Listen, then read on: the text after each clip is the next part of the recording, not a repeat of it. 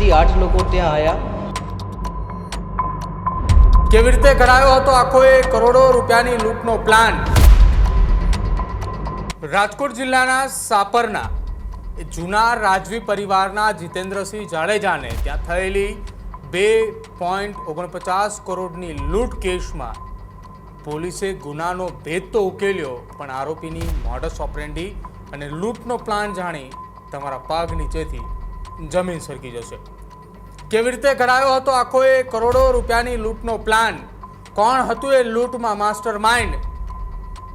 Range IG નિલીપ રાય અને SP Vijaysinh ગુર્જરની ટીમે કેવી રીતે આરોપીઓને દબોચ્યા, જુઓ આ અહેવાલમાં। 20 જૂન 2026ના રોજ વહેલી સવારે આશરે 8 શખ્સોએ ઘરમાં ઘૂસી જીતેન્દ્રસિંહ જાડેજાને બંધક બનાવ્યા અને પછી 2.47 કરોડ રોકડ, લગભગ 2 લાખના સોનાના દાગીના અને 1 લાયસન્સવાળી 12 બોરની રાઇફલ લઈને આરોપીઓ ફરાર થયા। જ્યાં લૂંટ થઈ હતી એ રાજકોટ જિલ્લાના સાપરના પૂર્વ રાજવી પરિવારના જીતેન્દ્રસિંહ જાડેજાનું ઘર હતું। લૂંટની ઘટનાની જાણ થતાં જ તત્કાલ રેન્જ આઈજી નિલીપ રાય અને એસપી વિજયસિંહ ગુર્જર વહેલી સવારે ત્યાં પહોંચ્યા પણ હતા અને એ પહોંચતાની સાથે જ એકી સાથે 20 જેટલી ટીમો બનાવી એફએસએલની મદદથી પુરાવાઓ જે એકત્રિત થયા હતા તેને ધ્યાન રાખી તપાસનો ધમધમાટ તેજ થયો। લૂંટ 20 જૂનના રોજ થઈ હતી, પરંતુ પ્લાનિંગ એ ઘણા દિવસ અગાઉ થયું હતું। આરોપીઓના સંબંધી અગાઉ એ સાપરમાં રહેતા હતા, જેથી તેમને ખ્યાલ હતો કે જે ઘરની અંદર લૂંટ કરવા માટેનો પ્લાન થઈ રહ્યો છે તે વૃદ્ધા એ ઘરની અંદર એકલા રહેતા હોવાની વાત છે। ઘરમાં રોકડ રકમ પણ હોવાની માહિતીના આધારે લૂંટને અંજામ અપાયો અને લૂંટને અંજામ આપવા માટે 3 મોટરસાયકલ પણ ચોરી કર્યા। ચોરી કરાયેલા મોટરસાયકલ લઈ એ લૂંટ કરવા માટે પહોંચ્યા અને લૂંટ બાદ એ જ મોટરસાયકલ લઈને રાજકોટથી બહાર તરફ નીકળ્યા હતા। આ મોટરસાયકલોએ રાજકોટ પોલીસે ડ્રોનની મદદથી શોધી કાઢ્યા અને તેમજ આસપાસના નજીકના એક ટાવર ડમ્પમાંથી શંકાસ્પદ નંબરો પણ મળ્યા, જેની ઓળખ કરવામાં આવી અને પછી કામગીરી શરૂ થઈ રાજકોટ પોલીસની। જે 20 ટીમો તપાસમાં લાગી હતી તેમને સફળતા મળી, પણ સફળતા પાછળ પોલીસને ડ્રોન કેમેરાથી કરેલી તપાસ, સીસીટીવી ફૂટેજ અને મોબાઈલ ટાવર ડમ્પ લોકેશન સહિત ટેકનિકલ પુરાવાઓના આધારે આરોપીઓને પકડવામાં ક્યાંક સફળતા મળી। જે જગ્યા ઉપર ચોરી થઈ હતી ત્યાં આસપાસના વિસ્તારમાં સીસીટીવી નથી, પણ સીસીટીવી જોવા માટે એક અલગથી એક ટીમ બનાવી હતી। એક ટીમે લૂંટ કર્યા બાદના સમયના સીસીટીવી તપાસ કરી રહી હતી, એક ટીમે મોબાઈલ ડમ્પ લોકેશન પર ટેકનિકલ તપાસ કરી રહી હતી અને એક ટીમ અગાઉના રીઢા આરોપીઓ અંગે તપાસ ચાલી હતી। ટેકનિકલ માહિતી મળતા જ આરોપીઓના લોકેશન સુધી પહોંચવા માટે ટીમો રવાના થઈ હતી। આમ પૂરતા ક્લિયર સીસીટીવી લૂંટના બનાવ સ્થળ નજીક ન હોવાથી અને આરોપીઓ રીઢા ગુનેગાર હોવાથી પોલીસ માટે આ ખૂબ જ પડકારજનક કેસ હતો। જે રાજકોટ પોલીસે રેન્જ આઈજી નિલીપ રાય અને એસપી વિજયસિંહ ગુર્જરના નેજા હેઠળ 20 ટીમો બનાવી હતી, જેમાં દાહોદ, ગોધરા, મધ્યપ્રદેશ, રાજસ્થાન અને બિહાર સહિતના રાજ્યોની અંદર ભૂતકાળમાં આ પ્રકારની મોડસ ઓપરેન્ડી ધરાવતી ગેંગની તપાસ માટે ટીમો દોડતી થઈ હતી। તેની સંડોવણી અંગે પણ તપાસ શરૂ કરી હતી અને ત્યારબાદ બાતમીના આધારે 3 શખ્સોને દબોચી લેવાયા। પોલીસે મધ્યપ્રદેશના તેજોરિયા ગામ નજીક રહેતા બંસિંગ ઉર્ફે બન્ના હેમરાજ સિંગાડ, જેઓ જાંબુઆના નામથી ઓળખાય છે, ત્યારબાદ દિનેશ શેતાન પરમાર અને શેતાન દિવાનની ધરપકડ કરી। જો કે હજુ પણ આ કેસમાં 5 જેટલા આરોપીઓ ફરાર છે। લૂંટની ઘટનાને અંજામ આપ્યા બાદ આરોપીઓએ મુદ્દામાલની ભાગબટાઈ કરી અને ત્યારબાદ છૂટા પડ્યા હતા, જેમાં પકડાયેલા 3 આરોપીઓ પાસેથી લગભગ 43.18 લાખ જેટલો મુદ્દામાલ અને સાથે જ 41.22 લાખના ઘરેણા તેમજ લૂંટમાં વપરાયેલ હથિયાર, બોલેરો કાર અને લૂંટમાં ગયેલ રાઇફલ સહિત કુલ 76.86 લાખનો મુદ્દામાલ રિકવર કર્યો। મુખ્ય આરોપી સહિત ફરાર વધુ 5 આરોપીઓની શોધખોળ હાથ ધરાઈ છે અને આ 3 આરોપીઓના રિમાન્ડ અર્થે કોર્ટમાં રજૂ કરી અને આગળની કાર્યવાહી હાથ ધરાઈ છે। રિકન્સ્ટ્રક્શન પંચનામું અને અલગ અલગ દિશામાં પૂછપરછ પણ હાથ ધરવામાં આવશે અને આ તમામની વચ્ચે ધરપકડ બાદ રેન્જ આઈજી નિલીપ રાયે શું કહ્યું, કેવી રીતે આખી આ મોડસ ઓપરેન્ડી ચાલતી હતી અને આરોપીઓને દબોચવામાં સફળતા મળી, સાંભળો। જે ગઈ 19 અને 20 તારીખે જે રાજકોટ ગ્રામ્ય પોલીસના શાપર વેરાવલ પોલીસ સ્ટેશન છે એમ જ જે છે એ પોલીસ સ્ટેશન વિસ્તારમાં એક ખૂબ જ મોટો ધાડનો બનાવ બનેલો હતો.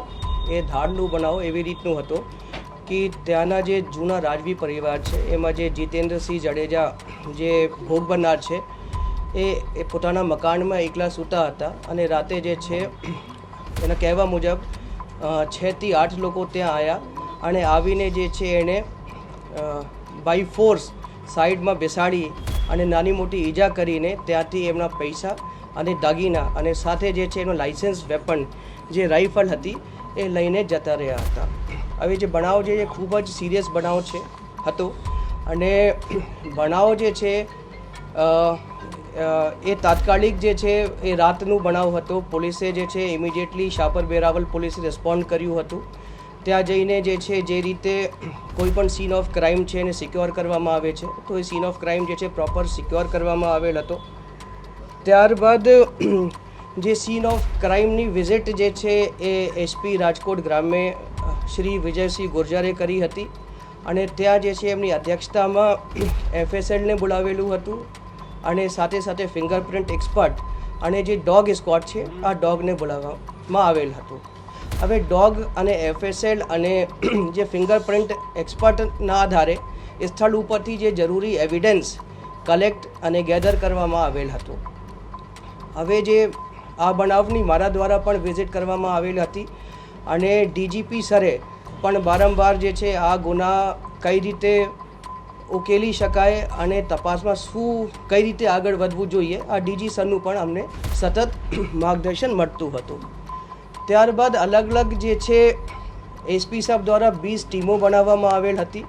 આ ટીમોને જે છે અલગ અલગ ટાસ્ક જે છે સોંપવામાં આવેલ હતું. એક અમુક ટીમ જે છે આ લોકો જે આરોપી જે રસ્તાથી ગયા હતા એ રસ્તામાં જે છે તમામ જે CCTV કેમેરા છે એ ચકાસણી કરતા હતા. અમુક ટીમોના જે પોલીસવાળા છે એ લોકો જ્યારે આરોપી જે રસ્તાથી સ્થળ ઉપર બનાવના સ્થળ ઉપર આવ્યા હતા એ તમામ CCTVની ચકાસણી કરતા હતા. અમુક લોકો જે છે સ્થળ ઉપરના ટાવર ડમ્પ IPDR ડમ્પ આ ટેકનિકલ ડિટેલ્સનું એનાલિસિસ કરતા હતા અને અમુક લોકો જે છે જે અગાઉ જે લોકોએ આવી પ્રકારના એમોથી ગુનો આચરેલો છે એ જે જૂની વિગતો કાઢીને એ આરોપી હાલ બેલ ઉપર છે, આરોપીની લોકેશન ક્યાં છે, આરોપી જે છે કઈ ટાવર ડેટામાં આરોપીનું હાલનું નંબર મેચ થાય છે એ બધી જે છે ચકાસણીઓ કરતા હતા. એવી રીતે કુલ જે છે 20 ટીમો આ ડિટેક્શનમાં કાર્યરત હતી. એ ધાડમાં જે મુદ્દામાલ જે રોકડ રકમ ગયેલી હતી એ રોકડ રકમ પૈકી જે છે 43,18,500 રૂપિયા જે છે આરોપી પાસે રિકવર કરવામાં આવેલા છે. તે સિવાય આરોપી પાસે જે ધાડમાં ગયેલા ઘરેણાં હતા એ જે છે 21,22,380 રૂપિયાના ઘરેણાં જે છે પોલીસે ઓરિજિનલ ઘરેણાં જે છે રિકવર કરેલા છે. આપ તમે લોકો અહીંયા જોઈ શકો છો. એ સિવાય જે છે આરોપીઓના અગાઉના જે ગુનાહિત ઇતિહાસ છે એમાં એ લોકોએ જે ગુનો કર્યા છે એવા જે છે ઘરેણાં જે છે ત્યાં એ લોકો પાસેથી મળ્યા છે. પછી ધાડમાં જે ઉપયોગ કરેલી બોલેરો કાર છે જે આરોપીઓ સ્થળ ઉપર આવ્યા હતા એ બોલેરો કારમાં બેસીને આવેલા હતા. એ બોલેરો કાર જે છે એ જે આરોપી પાસેથી જે મળી આવેલી છે. પછી એ ધાડમાં જે ઉપયોગ થયેલા છે જે આરોપીને અપ્રોચ એન્ટ્રી ઘરમાં પ્રવેશવા માટે જે હથિયારોના ઉપયોગ કર્યા છે એ પણ આપ લોકો જોઈ શકો એ આરોપીઓ પાસેથી મળી આવેલા છે. અને એ સિવાય આરોપીઓના મોબાઈલ ફોન उसके बाद જે ધાડમાં જે કર્યા પછી જે 2 મોટરસાઇકલો જે ચોરાયેલી હતી એ પણ જે છે મોટરસાઇકલ મળી આવેલી છે. એ સિવાય જે ઓરિજિનલ જે રાઇફલ છે જે લાઇસન્સ વેપન હતું જે ફરિયાદી પાસેથી લઈ ગયેલા હતા એ લાઇસન્સ વેપન પણ આપણને મળી આવેલી છે. હવે અમે સસ્પેક્ટ કરીએ છીએ કેમ કે હજી જે છે ઇન્ડિકેશન છે પણ જે છે ફૂલ પ્રૂફ અમારી પાસે એવિડન્સ નથી. પણ અમે એ જે પણ અમારી પાસે સર્કમસ્ટેન્શિયલ એવિડન્સની વિગત છે એનાથી અમને લાગે છે કે કોઈ પણ વ્યક્તિએ જે સ્થાનિક ત્યાંના જાણકાર હતા એ વ્યક્તિએ ટીપ આપેલી હતી. અમે ખૂબ જ નજીક છીએ. અગર ટીપ આપેલી હશે તો બહુ ટૂંક સમયમાં અમે જે છે આ વ્યક્તિને પકડી પાડીશું. આરોપી કલમસિંહ અને બનીસિંહ દ્વારા લૂંટનો પ્લાન બનાવવામાં આવ્યો હતો. આ પછી આરોપી બનીસિંહ દ્વારા દિનેશની બોલેરો કાર ભાડે રાખવામાં આવી જેમાં ડ્રાઈવર તરીકે શૈતાનને સાથે લાવવામાં આવ્યો.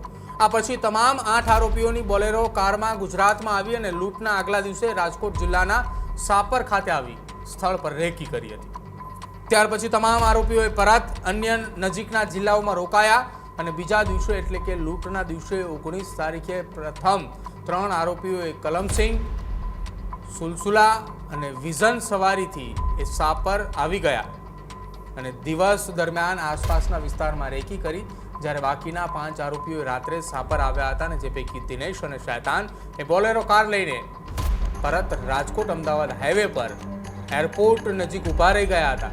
પ્લાન મુજબ રાત્રે જીતેન્દ્રસિંહના ઘરે પહોંચી તેને બંધક બનાવી રોકડ, સોના ચાંદીના દાગીના, ઘરેણા, રાઇફલની લૂંટ ચલાવી ચોરી કરેલી બાઇક મારફતે અમદાવાદ હાઈવે સુધી પહોંચ્યા. ત્યારબાદ ત્યાં અગાઉથી બોલેરો લઈને ઉભેલા દિનેશ અને શૈતાન સાથે તમામ આરોપીઓએ લૂંટનો મુદ્દામાલ સાથે લઈ નાસી છૂટ્યા હતા. ચોરેલા બાઇક ત્યાં જ છોડી દીધા હતા અને ત્યારબાદ જેની જેટલી મહેનત એ મુજબ મુદ્દામાલના ભાગ પાડ્યા. હવે બાકીના 5 ફરાર આરોપીઓની ધરપકડ બાદ આ લૂંટની ઘટનામાં મોટો ઘટસ્ફોટ થાય તેવા સંકેતો ક્યાંક દેખાઈ રહ્યા છે.